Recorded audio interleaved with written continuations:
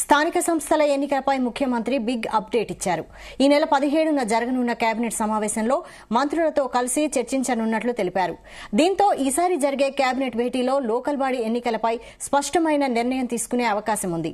న్యాయపరంగా ఉన్న చిక్కులను పరిగణనలోకి తీసుకుని స్థానిక సంస్థల ఎన్నికలను నిర్వహించే అవకాశాలు కనిపిస్తున్నాయి.